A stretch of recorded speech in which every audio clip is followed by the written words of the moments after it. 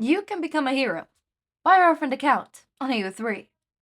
Episode 15, Chapter 11 My Home is You. Dabi hadn't had any mental breakdowns after that afternoon on the rooftop. Or anything, life began to go better than before. Being reminded of the power he had, both in and out of his quirk, was just what the doctor had ordered. He was more decisive and bold. At least that's what would be the words Hawks would use to describe his recent change. Flirting between Endeavor's agency and Hawks's in warm embrace became somewhat exhilarating. Despite NJ trying his best to make amends through giving him cash to set up his new life, or simply giving him space when he could see his son was getting frustrated, Dabi could still find a way to make any situation easier. All he had to imagine was NJ's face, even more fucked up during the high end. It always seemed to bring a crazed, mad smile to his face. Then he'd come home at the end of the day, just in time to see Hawks fly in.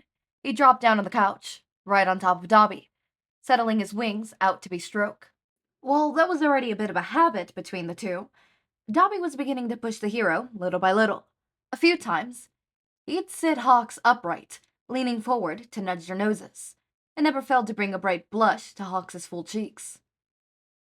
Then there was an event, fewer amount of times, when Hawks was very sore, that he'd allowed Dabi to kiss and bite his neck while he massaged the base of his wings. They never outright explained the relationship, or where this was all heading, but Dabi didn't think he needed to have it written out. He liked Hawks' company. Hawks seemed to enjoy his as well. Simple enough. Like now, Hawks was always a rather cuddly person. He liked to nuzzle against Dabi, especially over the recent weeks where they began to get more touchier than before. He claimed it was because he was warm, but Dabi didn't mind either way. He liked laying on the couch or in the bed with his partner laying on top of him, snoring into his chest or snuggling, wings batting gently as he arranged himself comfortably. Comfy?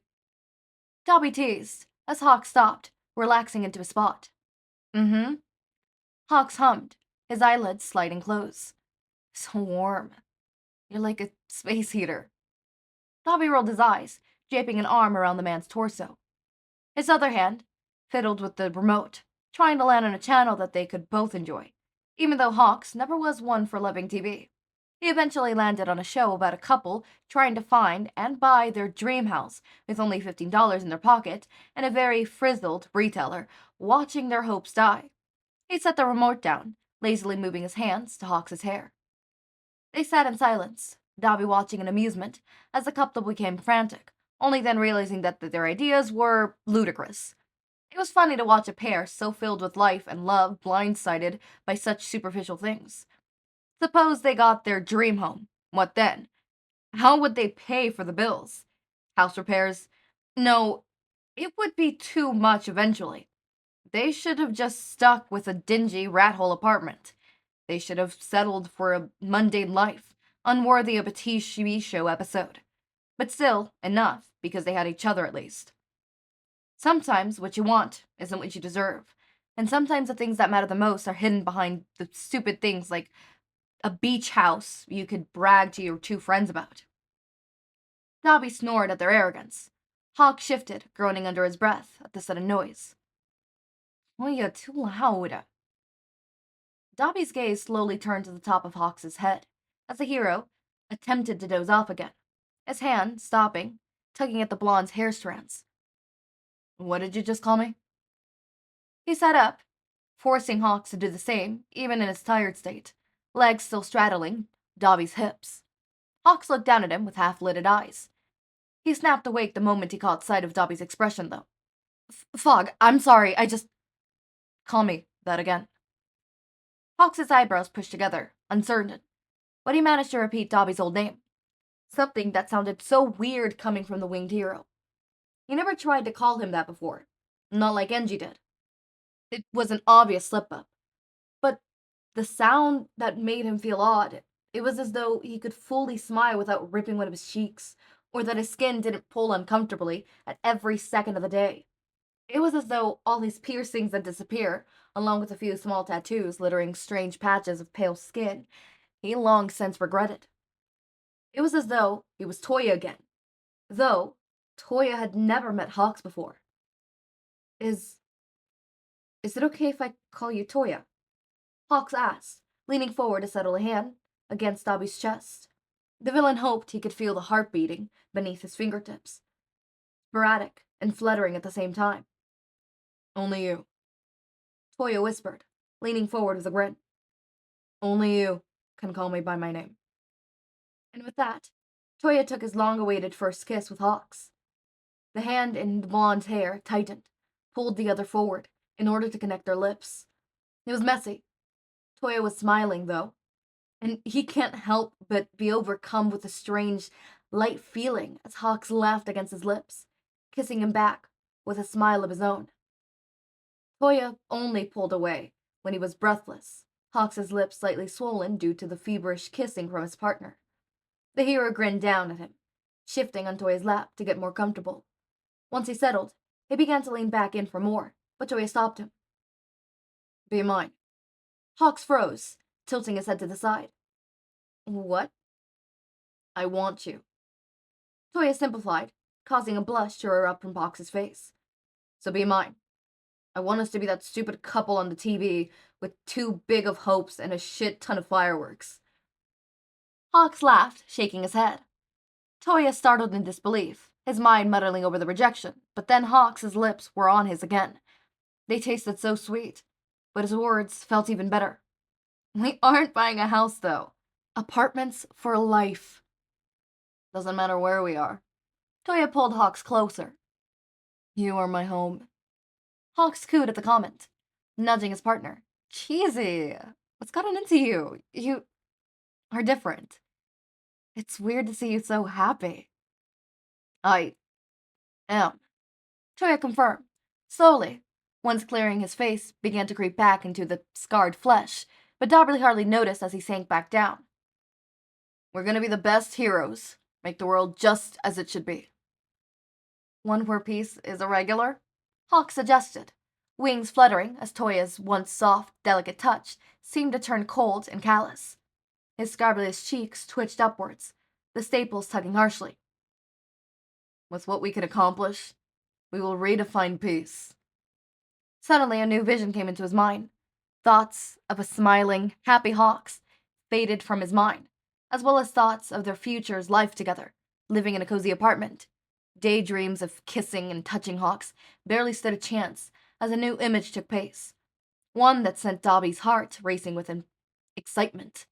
Standing up on the rooftop of the building, Dabi opened the black case that had been hiding up there for a month.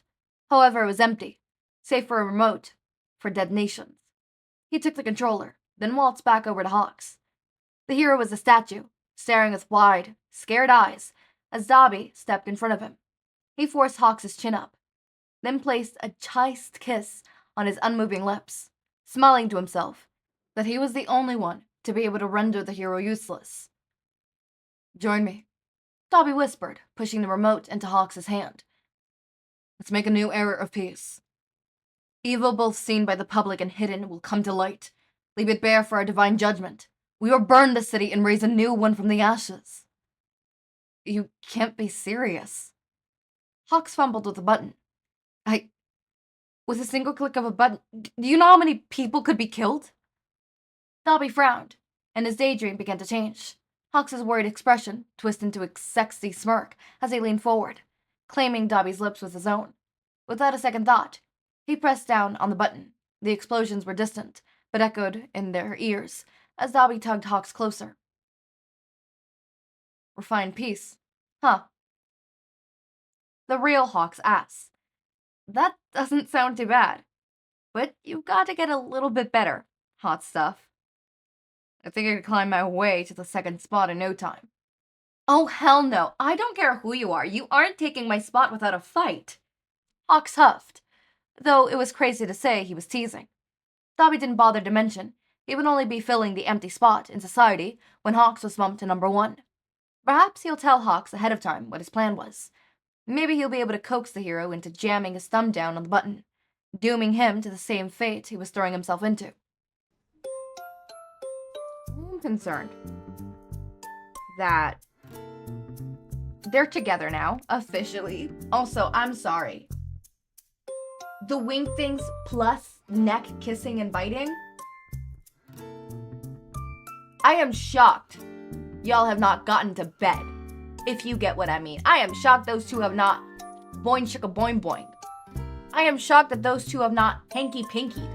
I am shocked those two have not done the vertical dance. I am shocked those two have not tangled with the devil. I am shocked that those two... I'm gonna stop. I'm just shocked. I'm shocked. I'm gonna be honest with you. If Dabi does tell Hawks, I am scared. As I said, Dabi, I do not give a shit if you do this or not. What I do care about is if you mess it up with Hawks. So don't mess it up with Hawks, okay? I'm okay with you literally exploding people and murdering people, but I draw the line of you ruining the relationship between you and Hawks. My priorities are straight. Do you think this was the chapter? No, it ain't. Okay, so yesterday, okay. Oh, I got into a borrowed car oh!